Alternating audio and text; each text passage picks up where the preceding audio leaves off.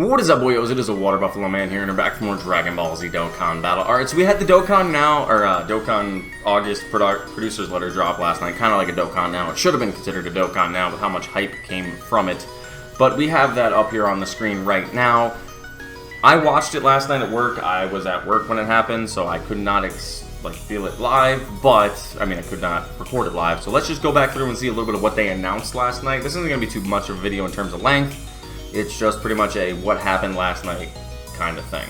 So first off, they announced that we will be getting the unification with JP during the worldwide download celebration. Download, I don't know why I said it that way, but the worldwide download will be the first official unificated, whatever term you want to use, campaign. Everything from here on out that will be unified with JP will be the new characters that drop, all the campaigns and events, Extreme Z Awakenings and Super Extreme Z Awakenings, as well as more content. But the big thing that they announced, that they kind of really didn't specify and say too much on, but they announced it, all the characters that haven't arrived yet on Global will be implemented within this year. It is August right now. We've got all of August, September, October, November, and December to get the remaining 4 to 5 units we're missing between Global and JP. They announced that. They also announced what they are not able to unify, which is this right here on the screen, which will be the rarities of certain characters. Because there are some characters that are different between the JP and the international versions. So they'll be unified to either one or the other.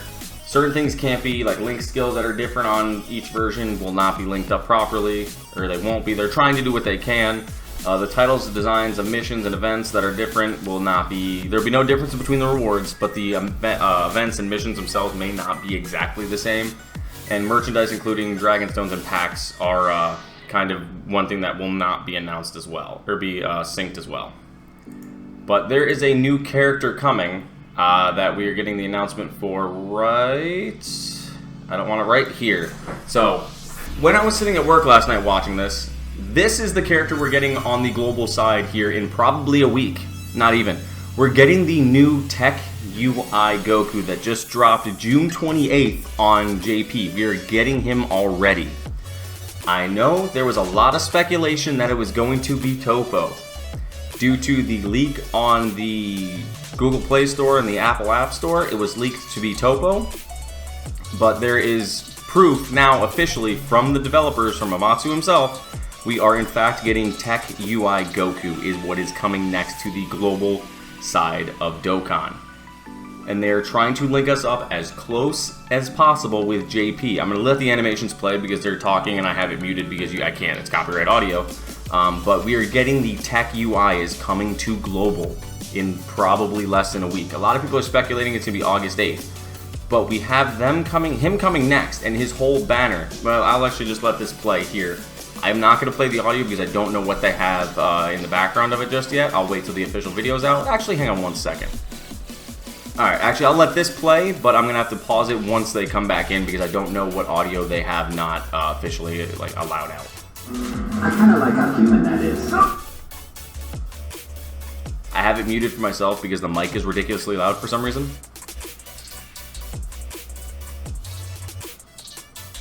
So hopefully it's picking up. I don't know if it is. If it's not, I'll end up cutting all this out and you guys won't even know this is here. But here are the animations for the UI Goku.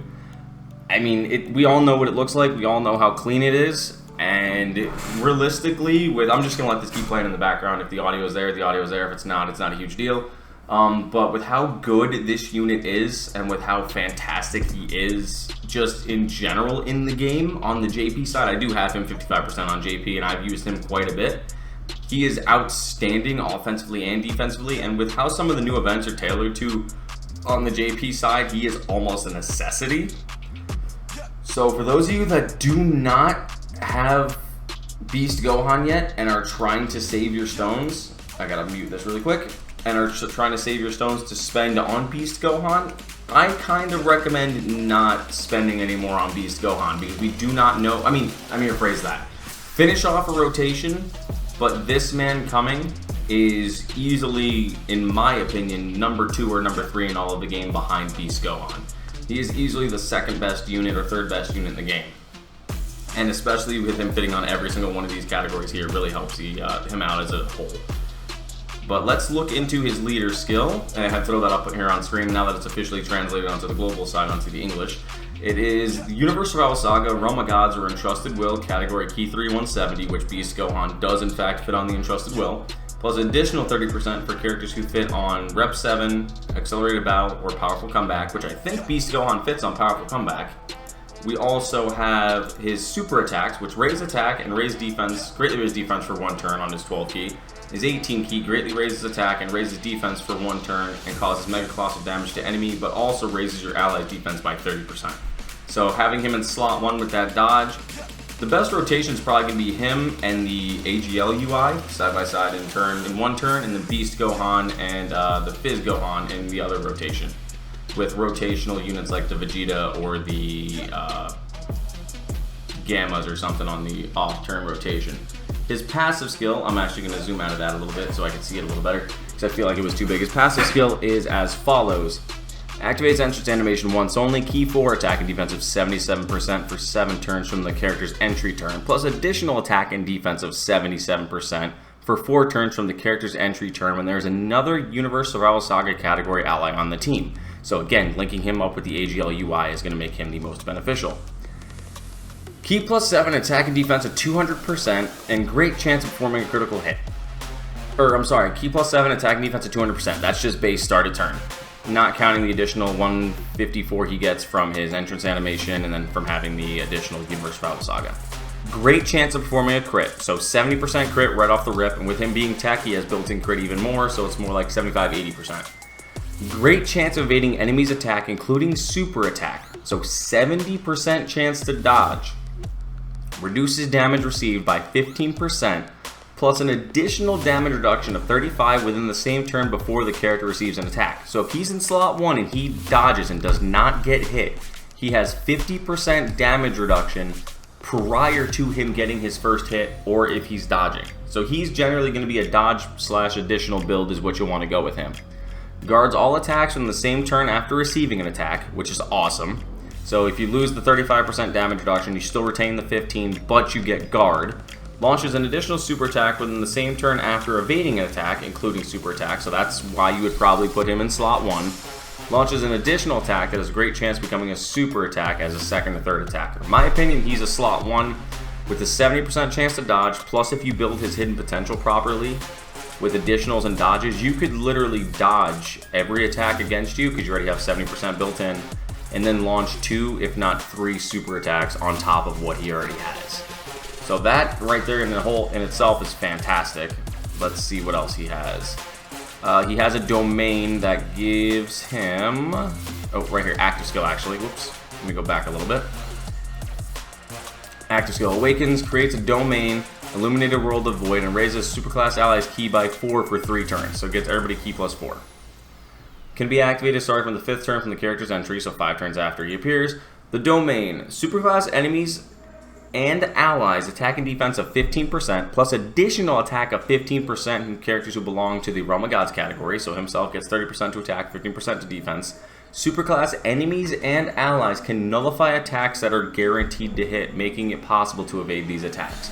So what that means is, like for that new Frieza stage, or that Kaioken Blue stage where it's just the Supreme Magnificent Battle where the Goku guarantees a hit, you activate this domain, it nullifies that ability and allows you to dodge again.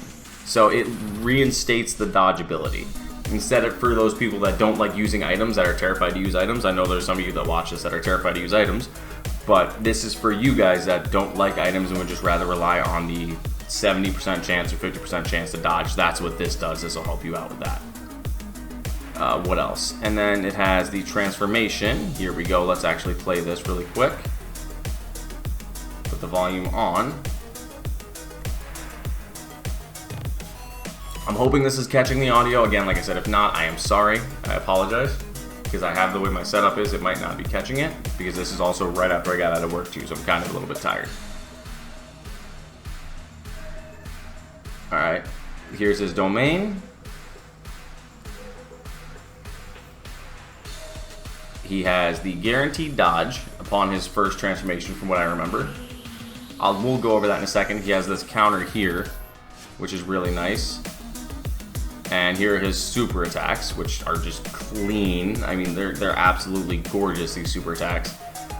But I'm going to go over something at the very end of this video that I'm kind of want to just throw out there, and I want to let you guys give me your opinion in the comment section below when that does happen. But there's his 12 key, and here is his 18 key.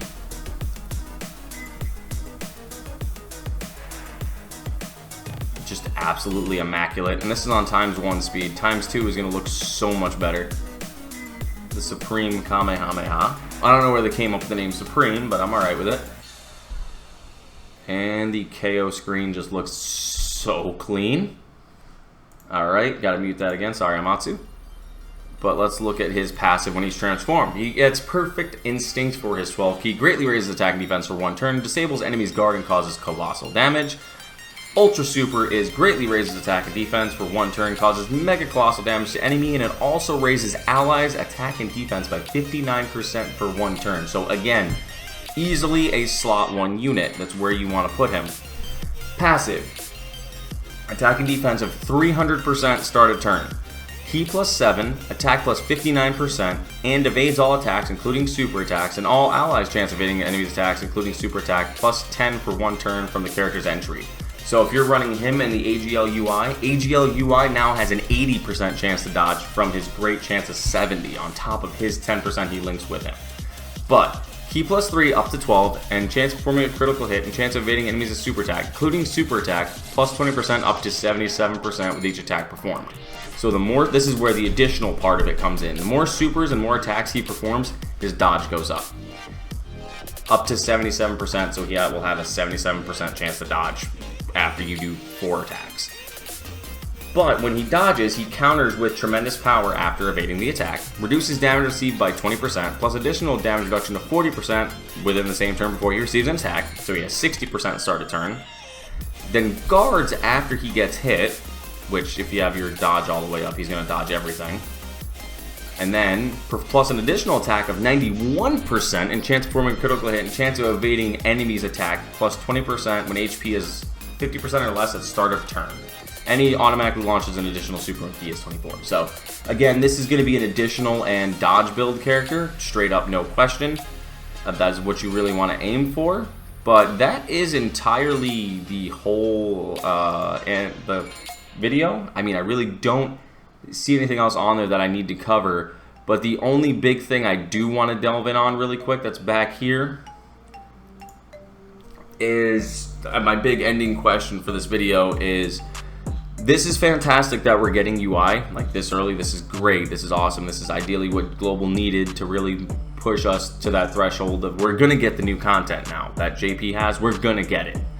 But it also makes me question what is coming in the worldwide download that they're giving us him this early. Is the worldwide download unit going to blow him away in terms of how good it is? Because you got to think we're getting at least 2 new Dokkan Fests and 2 new Carnival LRs. No question. Because it's usually set with 1 in each part. 1 Dokkan Fest, 1 Carnival. Part 1, Part 2, same thing. And then we're going to get some sort of easy A's in there as well. What are we getting that they're giving us him this early? Other than for sync purposes, I understand that part. But what are we possibly getting that this guy is needed now? Content-wise in terms of events, unit-wise in terms of, is the new units going to blow away what Beast Gohan can do in terms of offense, maybe not defense? What if the new, like, there's a whole bunch of things. The new units could blow away what these guys are right now. It's completely plausible. But that's one of my biggest worries, and worry number 2 that I have in regards to this coming out now is this is a great choice. LR UI is coming to Dokkan. But is this a good decision for the global player base? Because it goes back to the stone pool. Everybody's been summoning for Beast Gohan. So they're mostly tapped out. The majority of players that aren't big spenders and are frugal are probably tapped out. Then we have him coming, which is going to make people buy stones. We're most likely going to get top grossing off this man. Then we're going into the worldwide download, which is also going to pull stones from everybody. So is this the best option right now? I don't know. For their bottom line in terms of money, yes, this is a fantastic option because I know everybody's going to be summoning for UI. but in terms of the player base, I don't know if this is the best decision. But let me know what you guys think in the comment section below. I'm ridiculously hyped for UI. He's one of my favorite units in the game, always has been.